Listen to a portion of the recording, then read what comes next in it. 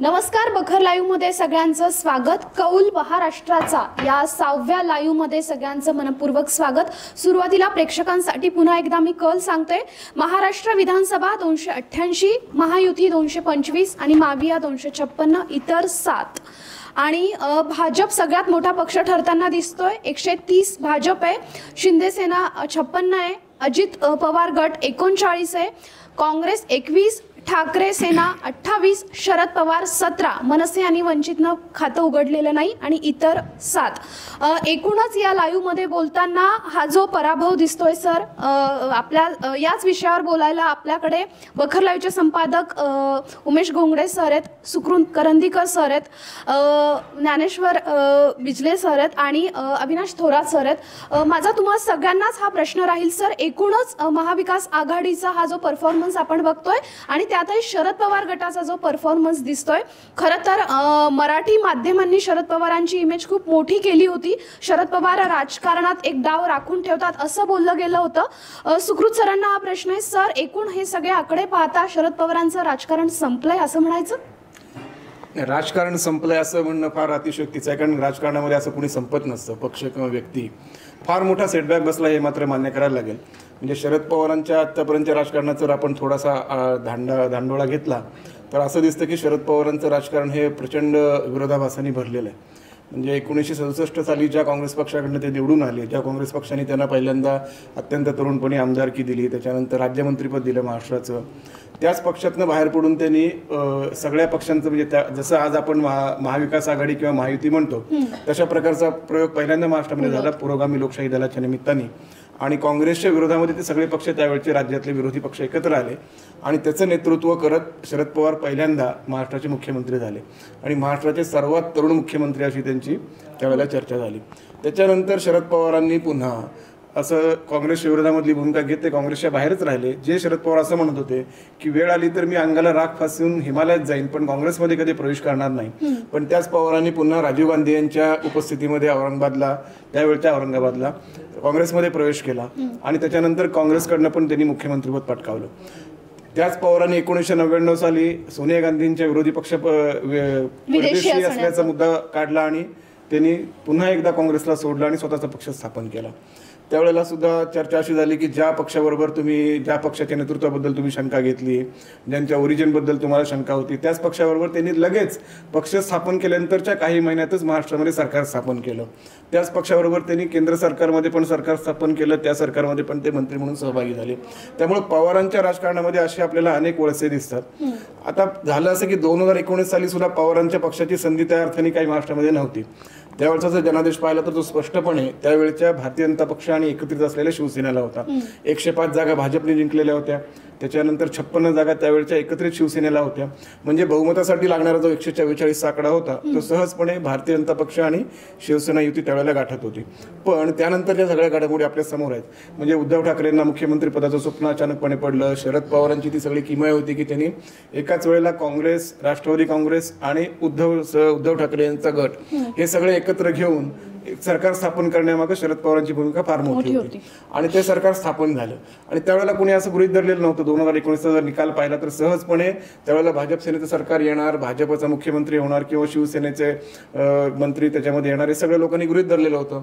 पण हे सगळं बाजूला ठेवून शरद पवारांनी ज्या खेळ्या केल्या त्याच्यामुळं पहिल्यांदा असा महाराष्ट्रामध्ये भूकंप झाला आणि कोणाच्याही ध्यानीमनी नसताना काँग्रेस आणि शिवसेना एकत्र आली। म्हणजे ज्या शिवसेनेला राष्ट्रवादी काँग्रेसनी, शरद पवारांनी, काँग्रेसनी जात्यांध, धर्मांध, जातीयवादी अशी टीका केली, त्या शिवसेनेवर जाण्यामध्ये सत्तेसाठी त्यांना कोणालाही काही वाटलं नाही। आणि अशा प्रकारे त्यावेळेचे राजकारणातले एकदम काय म्हणतो आपण आता तुम्ही म्हणाला तसं किंग मेकर ठरले, पूर्ण राजकारण महाराष्ट्रात त्यांनी हलवून टाकलं। पण आता असं दिसतंय की कदाचित त्या सगळ्या घडामोडींना महाराष्ट्राची जनता कंटाळलेली आहे आणि म्हणून त्यांनी आता जे आपल्या आकडे समोर येत आहेत त्याच्यामध्ये आणखीन बदल होईल, हे काय फायनल आकडे नाही आहेत। पण असं स्पष्ट दिसतंय की भारतीय जनता पक्ष हा राज्यातला पुन्हा एकदा सगळ्यात मोठा पक्ष म्हणून आता पुन्हा एकदा अस्तित्वात येतोय आणि याबद्दल भारतीय जनता पक्षाचं खरोखर कौतुक केलं पाहिजे। कारण गेल्या 30 वर्षाच्या राजकारणामध्ये सलग तिसऱ्यांदा 100 पेक्षा जास्त जागा मिळवण्याची कामगिरी भारतीय जनता पक्षाने केलेली आहे, जी आतापर्यंत ना काँग्रेसला शक्य झालं, ना शिवसेनेला शक्य झालं, ना शरद पवारांच्या राष्ट्रवादी काँग्रेसला शक्य झालं।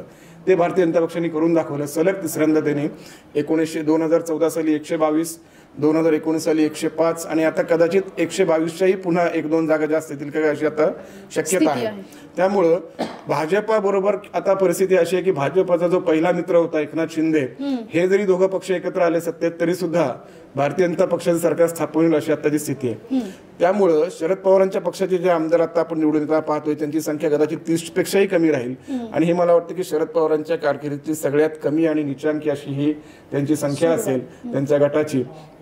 आणि मला वाटतं की जो नेता कधी काळी पंतप्रधान पदाच्या शर्यतीमध्ये होता त्या नेत्याच्या पक्षाला आज महाराष्ट्रामध्ये 30 पेक्षा सुद्धा कमी जागा मिळतात. याच्यामुळे त्यांच्या पक्षावरती आता अभूतपूर्व अशी परिस्थिती ओढवलेली आहे हे मान्य करायला लागेल. त्याच्यामुळे त्यांच्या इथून पुढचे सगळे आडाखे त्यांचे बदलतील. त्यांच्या मागे आता कुठल्या भागातले किती आमदार निवडून येतात, किती जिल्ह्यातले येत आहेत, कुठल्या तालुक्यातले येत आहेत, हे चित्र संध्याकाळपर्यंत स्पष्ट होईल. त्याच्यानंतर खऱ्या अर्थाने त्यांची ताकद लक्षात येईल आणि त्यांच्या पुढच्या राजकारणाचे पुढची पावलं कशी असतील हे कळेल. त्यांना आता साहजिकपणे त्यांचे आमदार टिकवण्याची सगळ्यात मोठी कामगिरी असेल. कदाचित असंही घडू शकतं की त्यांच्या पक्षातला फार मोठा गट अजित पवारांबरोबर जाऊ शकतो. त्यामुळे त्यांचं अस्तित्व आणखीन आता आकरस्त की काय अशी शक्यता उद्भवू शकते. ती शक्यता फार मोठी आहे. आत्ताच्या इलेक्शन पूर्वी असं उलटं गणित होतं की आता सगळे अजित पवारांबरोबरचे लोक शरद पवारांच्याकडे यायला सुरुवात झालेली होती. अनेक ठिकाणी असं चित्र होतं की शरद पवार जिथे जातील तिथे विजय मिळतो, शरद पवार यांच्या मागे तिथे विजय मिळतो. पण ते चित्र आता मतदारांनी पूर्णपणे उद्ध्वस्त करून टाकलेलं आहे. त्यामुळे शरद पवारांसाठी हा सगळ्यात कठीण काळ आहे.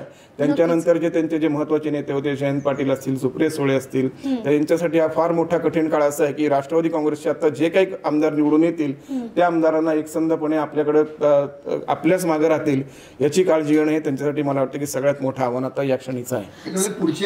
पुढचे वक्ते बोलायचे आणि फक्त एकच मी गोष्ट ऍड करतो. सुप्रूजीने आता खूप छान पद्धतीने सांगितलं. आपण नेहमी खरं चर्चा करत होतो निवडणुकीच्या आधी की अजित पवारांचा राष्ट्रवादी काँग्रेस पक्ष ह्या 6 पक्षांमध्ये 6 नंबरला असेल. पण मला वाटतं ती वेळ आत्ताचे जे आकडे आहेत त्याच्यानुसार शरद पवारांच्या राष्ट्रवादी काँग्रेसवरती आली आहे. सगळ्यात कमी आकडा त्यांचाच दिसतो आहे.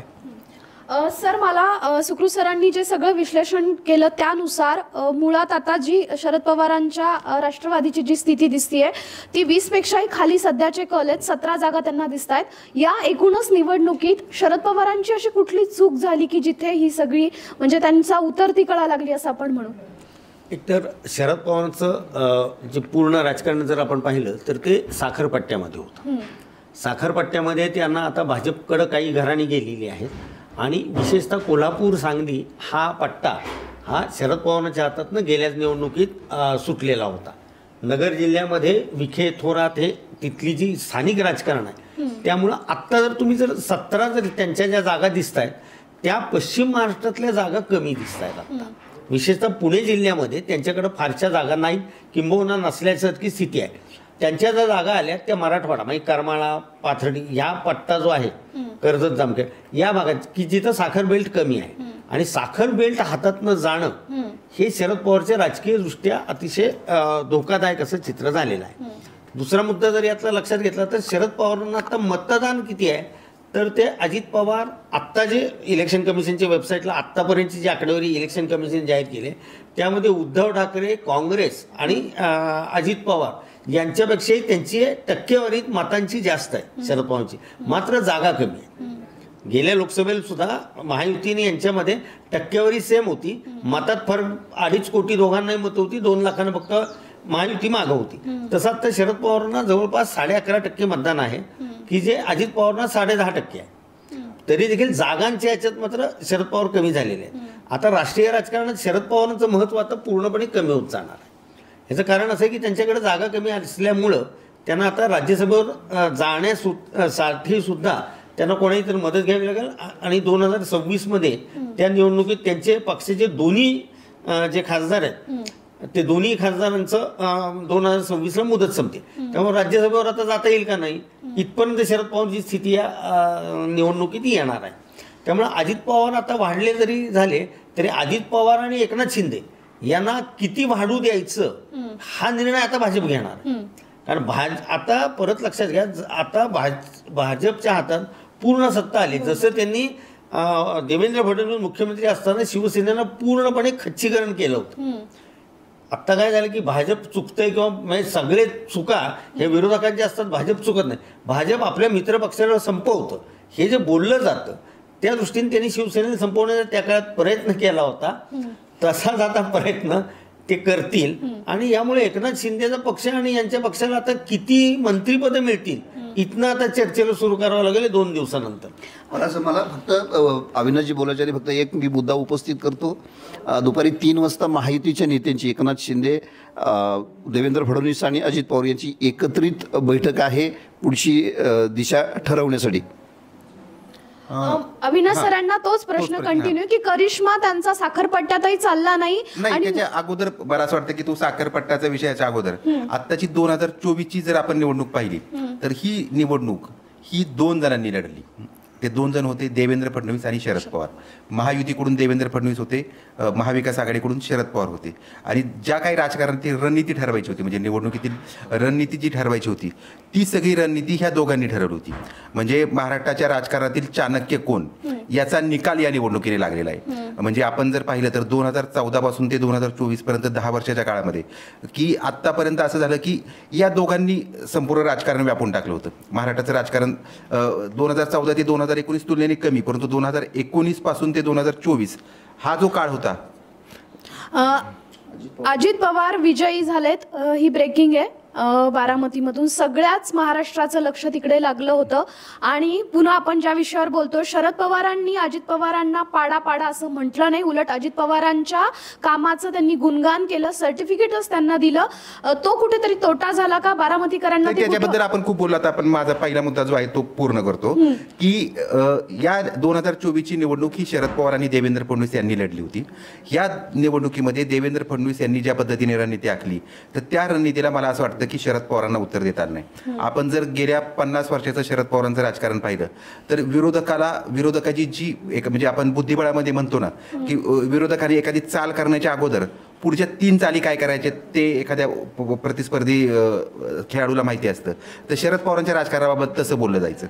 आणि त्यामुळे आत्ताची निवडणुकीमध्ये जर आपण पाहिलं म्हणजे आपण अनेकदा त्याचा उल्लेख केला की अनेक उमेदवार अशा पद्धतीने महायुतीने निवडले की जे उमेदवार शरद पवारांच्या उमेदवारांना किंवा महाविकास आघाडीच्या उमेदवारांना तोडीस तोड आहेत.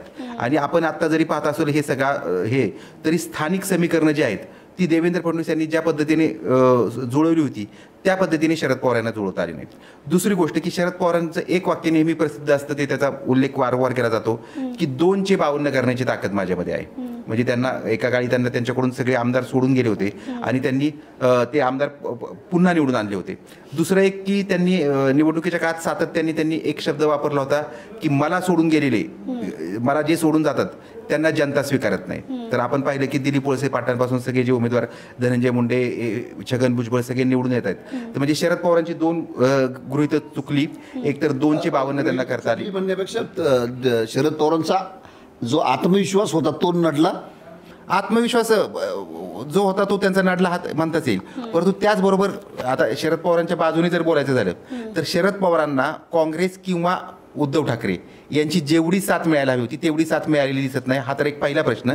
आणि दुसरी गोष्ट पण सर त्याला आपण काउंटर करायचं झालं, जसं त्यांनी 2019ला मोठ बांधायचा प्रयत्न केला आणि उद्धव ठाकरेंना मुख्यमंत्रीपदी बसवलं. मग यावेळी तर ते एकत्रच होते, एकत्र म्हणूनच त्यांनी लोकसभा लढली. मग विधानसभेला असं कुठं चुकलं की शरद पवारांना पुढे होऊन त्यांची मोठच बांधता आली नाही? विधानसभेला सगळ्यात लोकसभा निवडणुका झाल्या. लोकसभा निवडणुकीमध्ये काँग्रेसला 13 जागा मिळाल्या, हे शिवसेनेला 9 जागा मिळाल्या आणि शरद पवारांना 8 जागा मिळाल्या. आणि या निवडणुकीने काँग्रेसच्या डोक्यात हवा गेली, शिवसेनेच्या डोक्यात हवा गेली. आणि जर तुम्ही जर पाहिलं तर म्हणजे आता आपण अगदी की पुण्यामध्ये शरद पवारांचं एकेकाळी असं एक होतं की पुण्यामध्ये जे 6 मतदारसंघ आहेत, बिजलेंना आठवत असेल नक्की की पुण्यातल्या 6 मतदारसंघात ते प्रत्येक मतदारसंघामध्ये एक सभा घ्यायची. म्हणजे पुण्यातल्या 6 विधानसभा मतदारसंघामध्ये यावेळेस त्यांनी शिवाजीनगर मतदारसंघ असेल, कसबा मतदारसंघ असेल की जिथे आताचे आकडे पाहिल्यानंतर ते शक्यता कमी वाटते, परंतु हे पुणे कॅन्टोन्मेंट या मतदारसंघांमध्ये जिंकण्याची शक्यता होती महाविकास आघाडी, पण तिथेही त्यांनी सभा घेतल्या नाहीत. याचा अर्थ मला असं वाटतं की कुठेतरी शरद पवार असे एलिनेट झाले होते महाविकास आघाडीपासून की काँग्रेस आणि शिवसेना जे काय करते ते त्यांना करू द्यावेत. हा एक झाला मुद्दा. परंतु त्याच्यापेक्षा दुसरी गोष्ट म्हणजे साखरपट्ट्याचा उल्लेख मगाशी केला. तर साखरपट्ट्यामध्ये आपण काय पाहतो, साखरपट्ट्यामध्ये गेल्या 10 वर्षांमध्ये ऊस उत्पादक शेतकरी किंवा साखर कारखानदारासाठी जे काही काम झाले ते शरद पवारांपेक्षा चांगलं काम अमित शहानी केले. म्हणजे उदाहरणार्थ साखर कारखान्यांच्या आयकराचा प्रश्न जो होता, इन्कम टॅक्सचा प्रश्न, तर तो खूप वर्ष प्रलंबित होता. म्हणजे मला वाटतं की जवळजवळ 15-20 वर्ष प्रलंबित होता. अमित शहाची कामाची पद्धत आपल्याला माहिती आहे की त्यांनी तो एका दिवसात सोडवला. त्यासाठी देवेंद्र फडणवीस यांनी सतत त्यांच्याकडे पाठपुरावा केला आणि तो सोडवला. दुसरी गोष्ट म्हणजे आपण साखर कारखान्यांना थक हमी देण्याचा जो प्रश्न आहे, तो साखर कारखान्यांना केंद्र सरकारने राज्य सरकारने थक हमी दिली.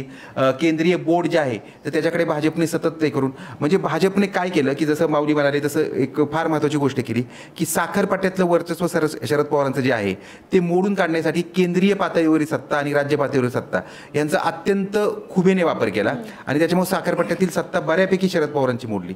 दुसरी गोष्ट म्हणजे शरद पवारांचं एक राजकारण आपण जर नेहमी पाहिलं की शरद पवार काय करतात की एखाद्या जिल्ह्यातला कोणीतरी मोठा नेता आपल्याकडे वळून घेतात आणि मग पूर्णपणे तो जिल्हा त्यांच्या बाजूचा होतो. आतापर्यंत म्हणजे अशा सरंजामदाराचं म्हणा किंवा वतनदारांचं राजकारण शरद पवारांनी केलं, परंतु आता लोक हुशार झालेत.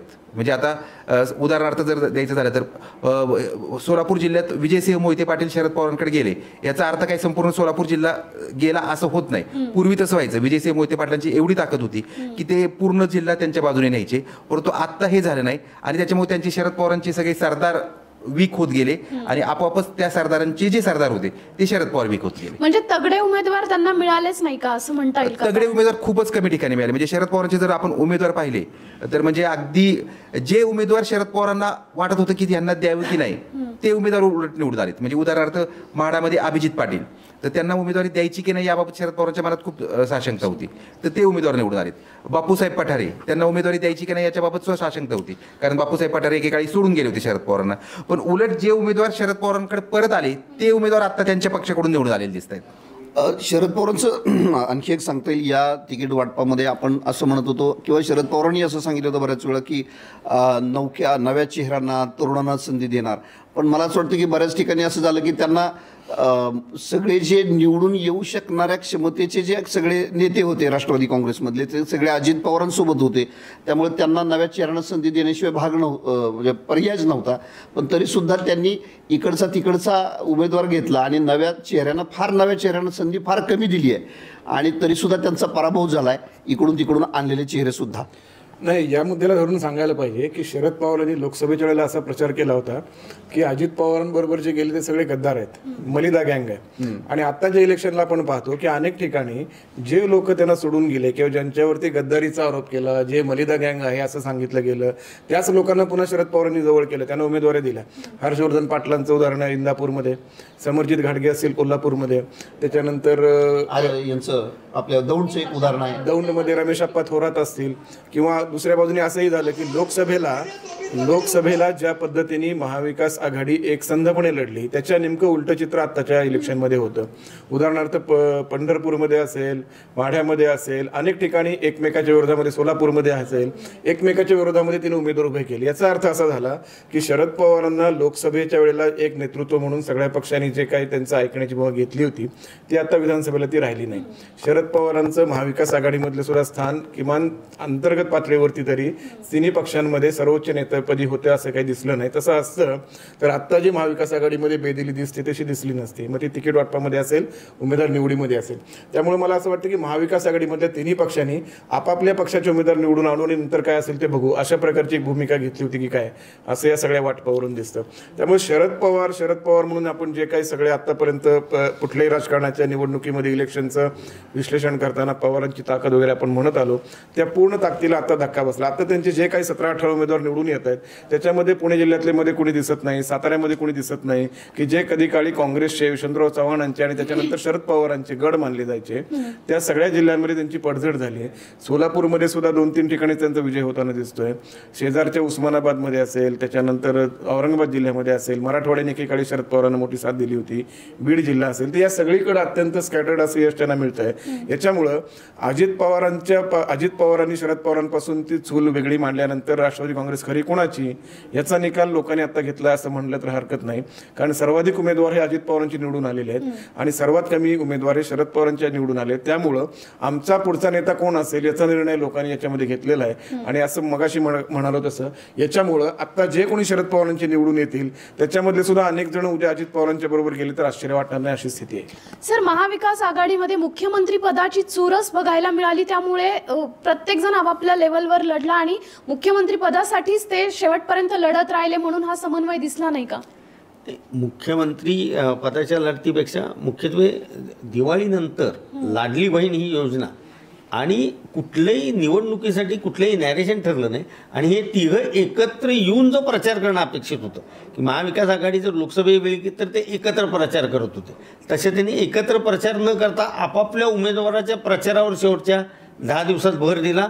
भाजपने कुठलंही आक्रमक भूमिका न घेता. तसं होण्याला अधिक जबाबदार कोण, उद्धव ठाकरे का काँग्रेस?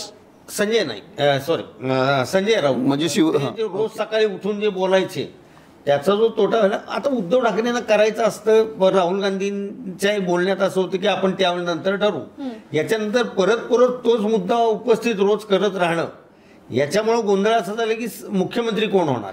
त्याच्यापूर्वी शरद पवारांनी दुसऱ्या एक मध्ये बोलून गेले असं की ज्याचे आमदार जास्त आहेत त्याचा मुख्यमंत्री होईल, ते सुद्धा बोलायची गरज नव्हती. ॲक्च्युली त्या तिघांच्या पक्षामध्ये मुख्यमंत्री कोण आहे आपण नंतर ठरवू किंवा ते तिघे आधी ठरवू शकले असते. मुळात निवडून येणार का नाही महाराष्ट्राचं चित्र काय हे प्रत्येक पक्षाच्या नेत्यांना रोज रात्री कळत असते की कुठल्या भागात काय त्यांच्या वेगवेगळ्या संस्था असतात, कार्यकर्त्यांकडनं माहिती येत असते. त्यामुळे आपण जर सत्तेवर येणार की नाही हेच जर ठरवता येत नसेल आणि एवढ्या कमी जागा येत आहेत, कालचे सुद्धा शेवटचे सर्वे जे आले त्यानुसार, मग अशा वातावरणामध्ये एकत्रित प्रचार हा याच्यामध्ये ते खूप कमी पडले. प्रत्येकजण आपापल्या भागातच प्रचार करत राहिलं आणि त्याचा शेवटी त्या विस्कळीत जो प्रचार यंत्रणा राबवली गेली त्याचा महाविकास आघाडीला फटका बसल्याचे दिसून येतं. मला अविनाश सरांना विचारायचं आहे, सर अजित पवारांचं लोकसभेनंतर जे गुलाबी जॅकेट चाललं ते फलित दिलं का गुलाबी जॅकेटनी अजित पवारांना, असं वाटतं? खरं सांगायचं तर अजित पवारांचं गुलाबी जॅकेट किंवा या रणनीतीपेक्षा आपण सातत्याने करतोय की जी लाट जी सुनामी भारतीय जनता पक्षाची आली तर त्याने अजित पवारांना तारलं असं म्हणता येईल. याचं कारण असं की आपण जर पाहिलं तर अजित पवारांचे अनेक उमेदवार तसे म्हणजे खूप मोठ्या मताधिक्याने निवडून आलेत, खूप चांगली कामगिरी केली, परंतु त्याला सगळ्या उमेदवारांमध्ये म्हणजे एक उदाहरण म्हणून सांगतो की वडगाव शहरी मतदारसंघ तर इथं सुनील टेंगरे यांनी खूप लढत दिली, भाजपचे बापूसाहेब पठारे तिथून निवडून आले, परंतु या ठिकाणी पूर्णपणे भाजपची राष्ट्रवादी काँग्रेस शरद पवार गटाचे बापूसाहेब पठारे, परंतु तिथे पूर्णपणे भाजपची यंत्रणा काम करत होती. म्हणजे अजित पवारांना भाजपच्या यंत्रणेचा पूर्णपणे मला असं वाटतं की फायदा झाला. शरद पवारांचं जे आपली चर्चा चालली होती त्याच्याबद्दल एक बोलायला आवडेल मला की यशवंतराव चव्हाण शरद पवारांचे राजकीय गुरु मानले जातात. तर यशवंतराव चव्हाणांना सुद्धा त्यांच्या राजकीय आयुष्याच्या शेवटच्या टप्प्यावर खूप मोठं अपयश आलं होतं त्यांना अगदी ते. तर मला असं वाटतं की आत्ताच्या राजकारणात म्हणजे आता काही चॅनलवर शरद पवारांना 12 जागा मिळतात असं दाखवले जाते आणि आता सुकृत करंदीकरांनी जे हे केलं तर 12 जागांपैकी आता जर समजा पक्ष फुटायचा असेल, समजा आमदारांना जायचं असेल तर फक्त 8 आमदार जरी गेले तरी स्वतः म्हणजे 3 आमदार राहतात. तर मला असं वाटतं की सगळ्यात मोठं अपयश आहे त्यांच्या राजकीय कारकिर्दीत हे सगळ्यात मोठं अपयश. म्हणजे जेव्हा त्यांना लोक सोडून गेले होते अनेक लोक, म्हणजे शरद पवार तो किस्सा नेहमी सांगतात की अंतुलेंचं सरकार होतं त्यावेळेस आणि शरद पवार विरोधी पक्षात होते तर त्यांचे 52 लोक होते आणि 52 शरद पवार कामानिमित्त लंडनला गेले तर ते लंडनहून परत आले तर त्यावेळेस त्याच्याकडे 12 लोक राहिले होते. तर म्हणजे बाकी सगळे त्यांना सोडून गेले होते आणि नंतर शरद पवार असंही सांगतात की मग त्यांनी ती पुढची निवडणूक लढवली आणि त्यातल्या जे सोडून गेले होते त्यातले 26 लोक पडले होते. म्हणजे याचा अर्थ काय की यशवंतराव चव्हाणांचं जे प्रारब्ध झालं तर तशा पद्धतीने शरद पवारांचा प्रवास चाललाय का. परंतु मला असं म्हणजे मला एक गोष्टीची मला अजूनही ती सांगायला पाहिजे की शरद पवार हे व्यक्तिमत्व असं आहे की म्हणजे मी आता शेवटचं माझं हे सांगतो की आत्ता त्यांचा पराभव झालाय, कदाचित उद्या सकाळी ते कुठेतरी शेतावर असतील, मुंबई महापालिकेची तयारी करत असतील, पुणे महापालिकेची तयारी करत असतील, कारण शरद पवार कधीही पराभूत होत नाहीत. शरद पवार हे म्हणजे महाराष्ट्रातील तरुणांच्या मनात अजूनही म्हणजे आपण जर आत्ता जर सोशल मीडिया चेक केलं म्हणजे तो सोशल मीडियाचा आपण हे मारायला नको, परंतु सोशल मीडियामध्ये आत्ता एकच मिनिट सोशल मीडियामध्ये लोक अक्षरशः रडतायत आत्ता आणि त्याच्यामध्ये प्रामुख्याने मराठा तरुण आहेत. आणि हे तरुण वेगवेगळे पद्धतीचे करतायत.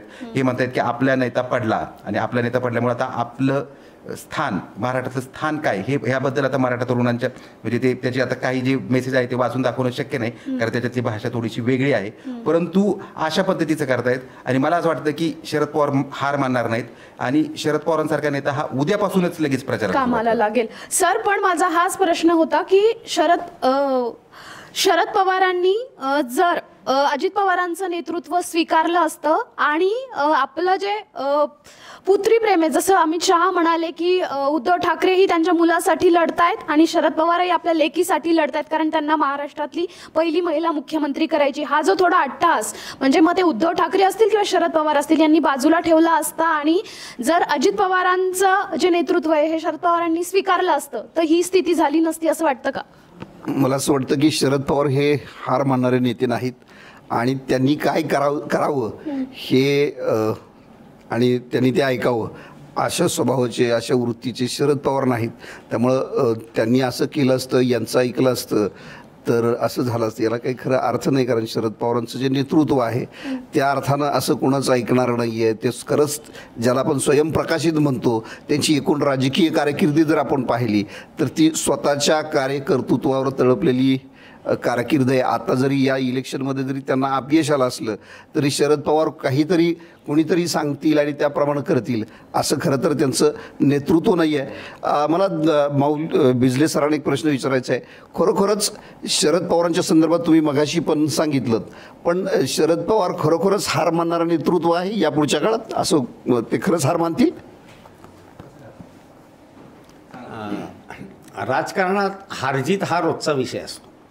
100 दिवसापूर्वी महाराष्ट्रातले सर्व पत्रकार किंवा राजकीय नेते शरद पवार किती थोर आहेत आणि त्यांचा स्ट्राईक रेट किती आहे याच्याबद्दल म्हणजे लोक जोरजोरात सांगत होते. 10 पैकी 8 जागा जिंकल्या, 8 खासदार त्यांचे आलेले आहेत.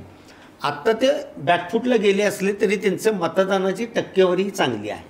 आता म्हणजे आता दिल्लीत ते स्ट्रॉंग असतील आणि खालच्या पातळीवर विधानसभेच्या पातळीवर त्यांच्याकडे आता 12-15 काय जागा येतील ते येतील, पण याचा अर्थ तो फार मोठा पक्ष महाराष्ट्राच्या विधानसभेत राहणार नाही. दिल्लीत मात्र 8 खासदार त्यांच्याकडे असल्यामुळे ते दिल्लीत हे त्यांचं स्वतःच दबदबा राहील. राज्यसभेवर वाटल्यास शिवसेना आणि काँग्रेस यांच्या मतीने ते अजून 1 वर्षांनी पोचतील परत. त्यामुळे राजकारणातलं कोणी संपत नसतं. आता भारतीय जनता पक्ष कसं राजकारण पुढचं खेळणार आहे, एक आहे हे जी घोषणा आहे त्यानुसार ते अन्य 2 पक्षाला किती सामावून घेत आहेत, किती स्थान देत आहेत त्याच्यावर विरोधी पक्षाच्या भूमिका ठरत जातील.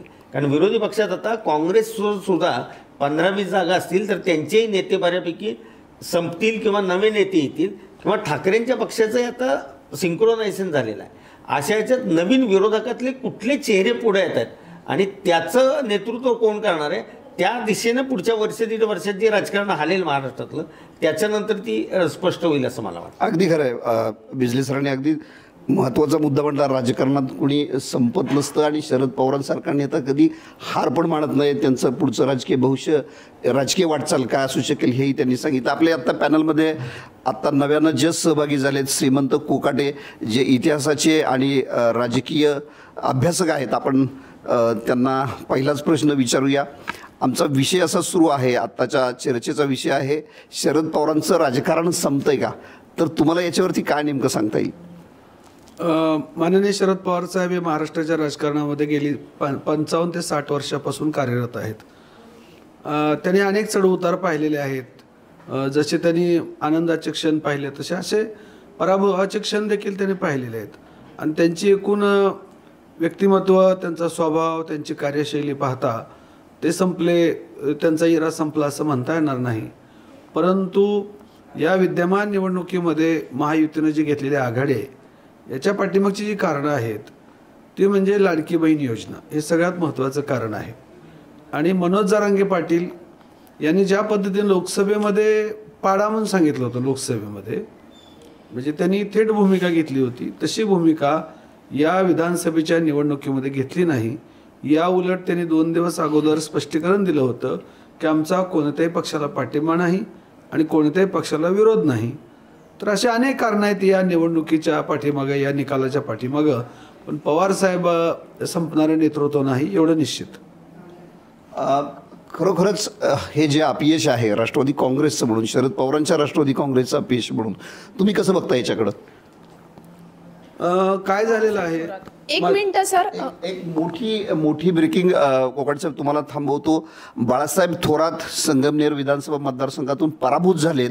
महाराष्ट्राच्या विधानसभेत मला वाटतं जी विद्यमान विधानसभा होती त्याच्यात 1-2 जे सिनियर होते, सर्वाधिक वेळा विधानसभेत आमदार म्हणून निवडून आले, मला वाटतं ते 7 वेळा आमदार होते 85 सालपासून, पण त्यांचा पराभव झाला आहे. काँग्रेससाठी अत्यंत धक्कादायक बातमी आहे ही. बाळासाहेब थोरात, काँग्रेसची जर सत्ता आली असती तर महाराष्ट्राच्या मुख्यमंत्री पदाचं ते नाव होतं.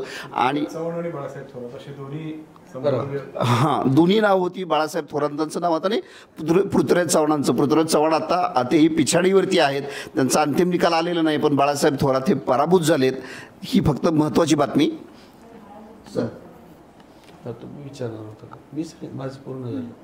तुम्ही या पराभवाकडे, एकूणच शरद पवारांच्या पराभवाकडे किंवा त्या पक्षाच्या पराभवाकडे कसं बघता?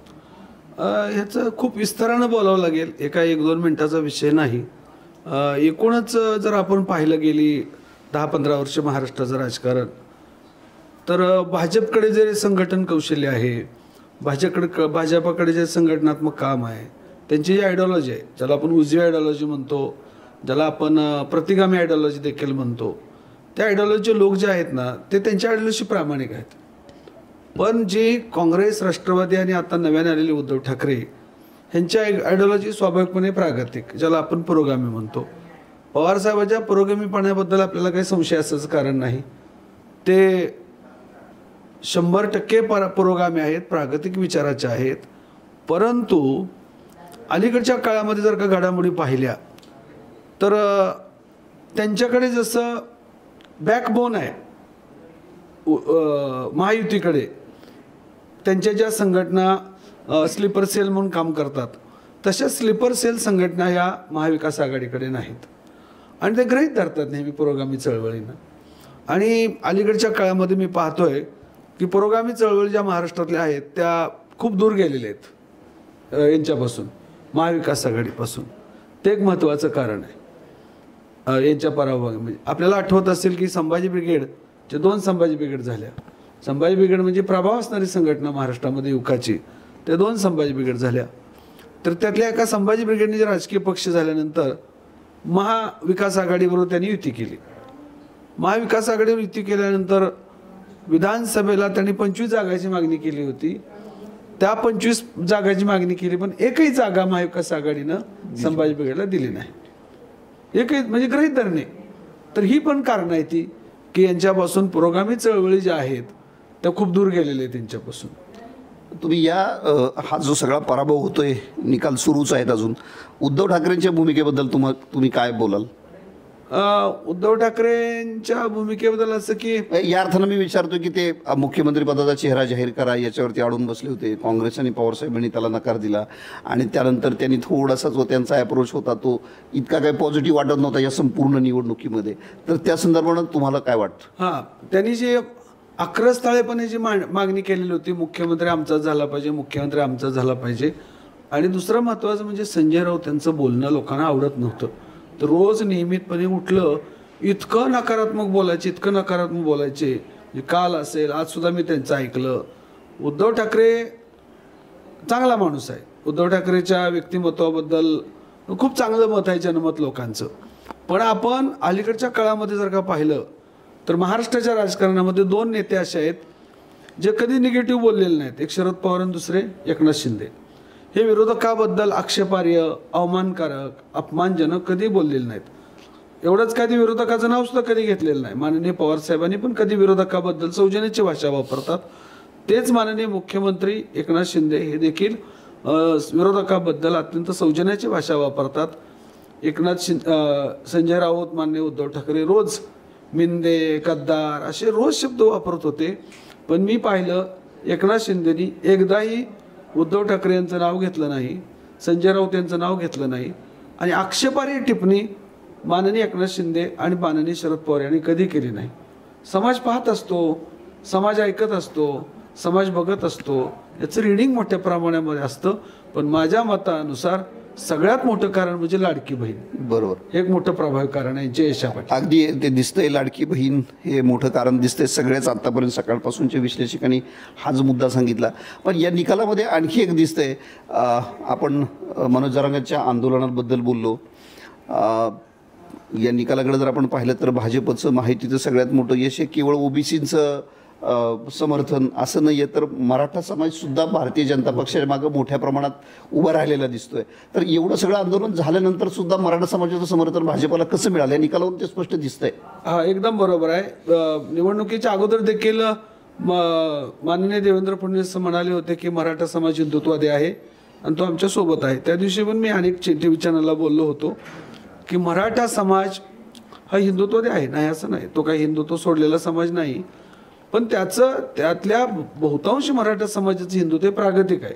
ते सनातनी किंवा कर्मठ हिंदुत्व नाही. आणि मराठा समाजाच्या संख्येनं मोठा आहे आणि तो कुठल्या एका पक्षाला बांधील नाही, कारण मराठा नेते सगळ्याच पक्षात आहेत.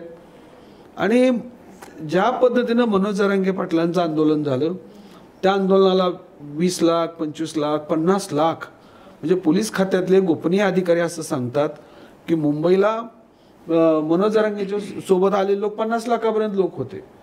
म्हणजे अनेक देशाची एवढी लोकसंख्या नाही, एवढे 50 लाख, 25 लाख, 20 लाख लोक माननीय मनोज जरांगे पाटील यांच्या आंदोलनाला मेळाव्याला येत होते. त्यांची मागणी काय होती की मराठा समाजाला ओबीसीतून आरक्षण द्यावं.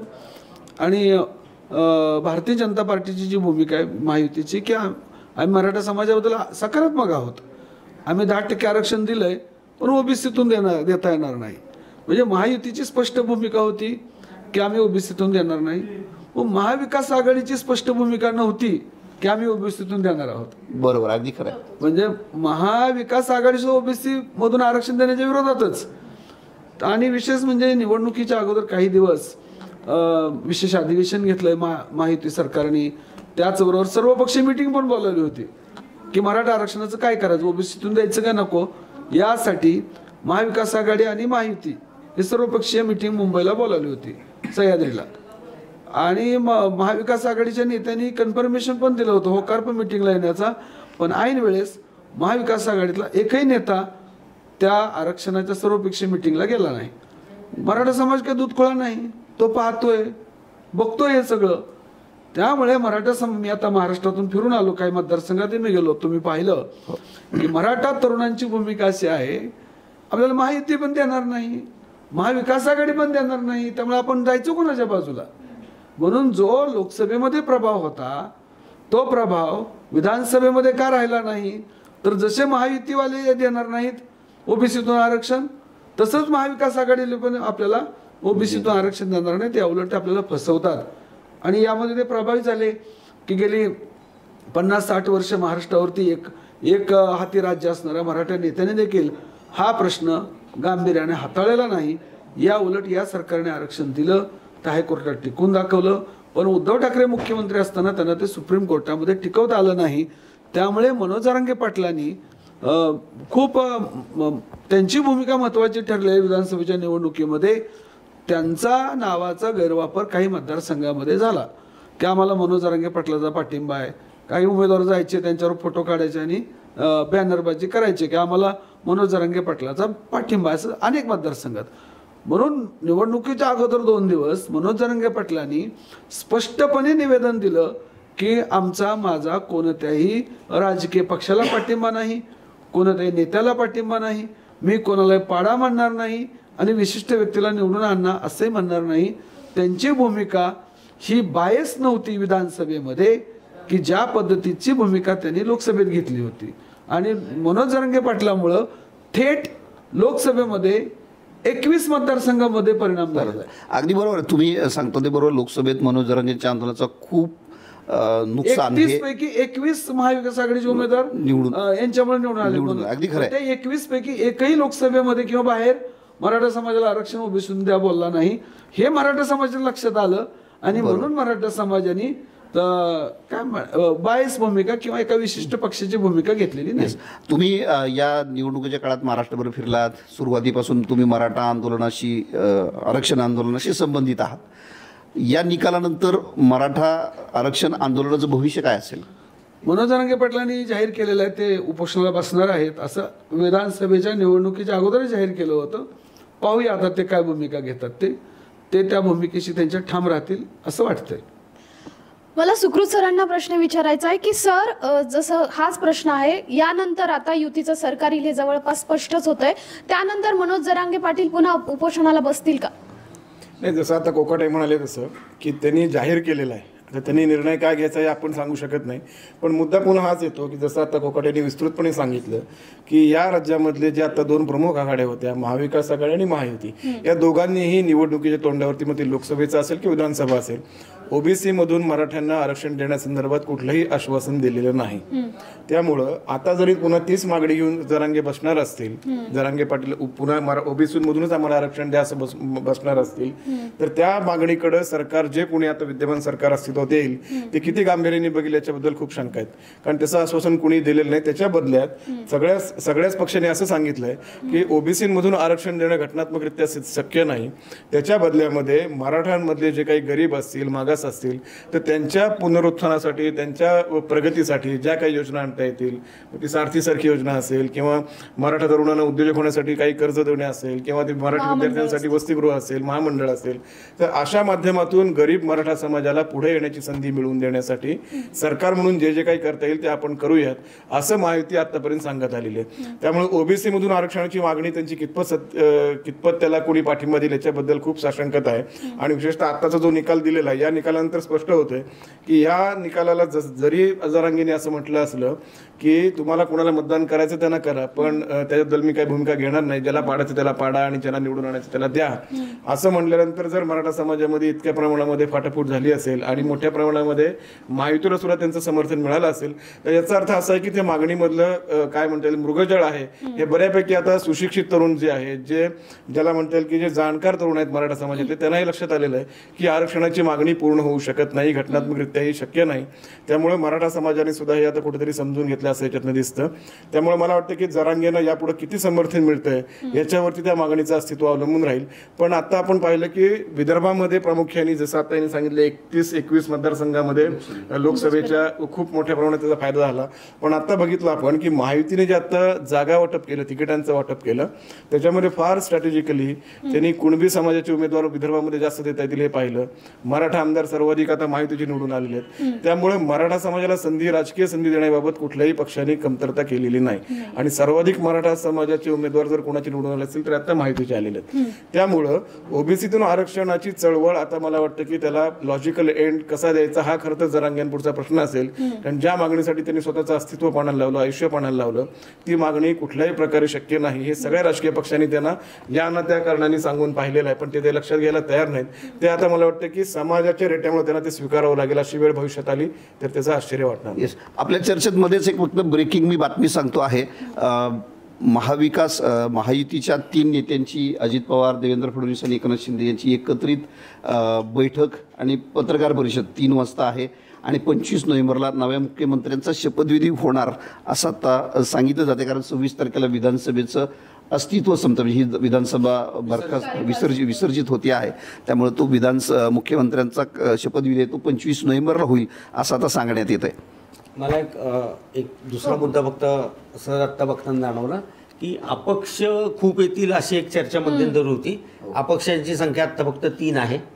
दुसरी गोष्ट, मुस्लिम समाजांचं मतदान कुठल्या दिशेनं जाईल याच्याबद्दलही खूप चर्चा वेगवेगळ्या पातळ्यांवर रंगत होत्या. मालेगावमध्ये एक वेगळाच पक्ष मुस्लिमांचा कुठला तरी आलाय आणि तो तिथं काँग्रेस 5 नंबरला आहे. MIM पासून समाजवादी पक्ष हे सगळे मागं पडून एक नवीनच पक्ष येतोय. तो 2000 आत्ता 22व्या फेरी अखेर पुढे आहे. चंद्रशेखर आझाद हे रावण नावानं प्रसिद्ध उत्तर प्रदेशातलं जे आता खासदार आहेत कलिनाचे, तर त्यांचा एक उमेदवार हा अमरावतीतनं पुढे येतोय आणि सुलभा खोडके आणि ते माग आहेत. आता तोही काहीतरी 700 का 800 मतांनी आता पुढे आहे. हे वेगळं चित्र किंवा मुस्लिम मतदारसंघ जे आपण जाणवतो, MIMचं फक्त इम्तियाज जलील औरंगाबाद, अबू आझमी आणि रईस शेख हे त्यांच्या पारंपरिक मतदारसंघातून सोडले, तर मालेगाव मधलं हे वेगळं चित्र मला दिसलं आता. म्हणून मी फक्त प्रेक्षकांचं सांगायचं. सर, ही निवडणूक एकूणच सगळ्या अर्थाने वेगळी ठरली. 6 पक्ष समोरासमोर आले, पक्षफुटीचं राजकारण झालं. खरी शिवसेना कोणाची, खरी राष्ट्रवादी कोणाची, हा सगळा प्रश्न एकूणच सगळा प्रकार होता. मुळातच हे जे राजकारण आहे आणि हे महायुतीला हा जो सगळा यश मिळताना दिसतंय, मुळात कुठल्या सर्वेनी इतक्या प्रमाणावर महायुती विजयी होईल किंवा भाजप एवढा लार्जेस्ट पक्ष ठरेल, एकूणच या विजयाचं विश्लेषण कसं कराल? नेमकी कुठला गेम चेंजर फॅक्टर कुठला ठरला, जशी लाडकी बहीण ठरला? मुळात विश्लेषण इतके आले होते की आता कोणाचं तरी बरोबर येणार आहे हे नक्की आहे. कारण माझ्यामध्ये काल कोणाच तरी काल 200 जागा मिळतील असं महायुतीला असं जाहीर झालेलं होतं. त्यामुळे कोणाच तरी विश्लेषण बरोबर आलेलं असेल, आपण मग त्याला पुढच्या वेळी तो योग्य आहे असं म्हणू आपण. पण आत्ता जे ह्याच्यात की भारतीय जनता पक्ष अतिशय ताकदीनं आणि यांनी गेला हे जाणवलं. त्यांनी अन्य 2 पक्षांना जागा देतानाही त्या दिल्या. आणि मात्र दुसरी गोष्ट लक्षात की भाजपनी त्या 2 पक्षांचे उमेदवार निवडून येण्यासाठी त्यांच्या मागं त्यांची पूर्ण ताकद त्यांच्या पाठीची उभी केली. भाजप आणि शिवसेना पूर्वीपासूनच एकत्र होते. गेल्या विधानसभा निवडणुकीत 161 जागा त्यांच्या आल्या होत्या. त्याच पद्धतीने आत्ता ते दोघं आणि त्यांच्यावर आता अजित पवारांचा गट आलेला आहे. त्यांचे 30-40 लोक आलेली आहेत. त्यामुळे त्यांनी सगळ्या आमदारांना उमेदवारी दिली आणि त्याच्यामागं पूर्ण सगळी ताकद पणाला लावली. आणि सगळ्यात बहिणी महाराष्ट्रातल्या त्यांच्या मागं उभा राहिल्या. त्याचं जे यश आहे ते आता आपण मोदींना अर्पित करतीलच लोक. तर आणि उद्याच्याला एकनाथ शिंदेंना होण्याची संधी आता मला कमी वाटते. त्यामुळे नवीन मुख्यमंत्री कोण होते ते आपण आज संध्याकाळी किंवा उद्यापर्यंत कोकण साहेब, महाराष्ट्रात मुख्यमंत्री कोण होईल असं वाटतं? भारतीय जनता पार्टीच्या जागा भरपूर निवडून आल्यात. त्यामुळे भारतीय जनता पार्टी काय मुख्यमंत्री पदावरचा दावा सोडणार नाही, ते कायम ठेवतील. परंतु मध्यंतरी एक राष्ट्रीय नेते म्हणाले होते की निवडणुका झाल्यानंतर, निकाल हाती आल्यानंतर नवीन चेहरासुद्धा असू शकतो. म्हणजे माननीय मुख्यमंत्री एकनाथ शिंदे, अजित पवार आणि माननीय देवेंद्र फडणवीस यांच्यापेक्षा सुद्धा वेगळा चेहरा पण आम्ही देऊ शकतो, असं एक स्टेटमेंट राष्ट्रीय नेत्यांनी केलेलं होतं. पण एक मात्र निश्चित की माननीय एकनाथ शिंदे यांची प्रतिमा खूप चांगली आहे. म्हणजे पहिल्यांदा असं वाटत होतं की त्यांना जमणार का नाही. लोकांनी खूप हेटाळणी पण केली, दाढीवाला माणूस आहे, रांगडा माणूस आहे, ह्यांना जमणार का नाही.